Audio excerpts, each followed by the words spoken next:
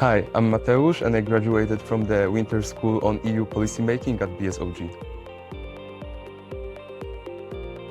Since I have been working in Brussels for 2 years already, I had some background on the topics covered by the program, but attending the Winter School on EU Policymaking helped me to broaden and deepen that knowledge. Also, it was focused on digital policies this year, which I appreciated since I'm also working with those policies. And it was a great opportunity to meet many professionals from that field and listen to what they have to say. What stood out the most for me at the winter school, I think it was the simulation game that we had on the second week.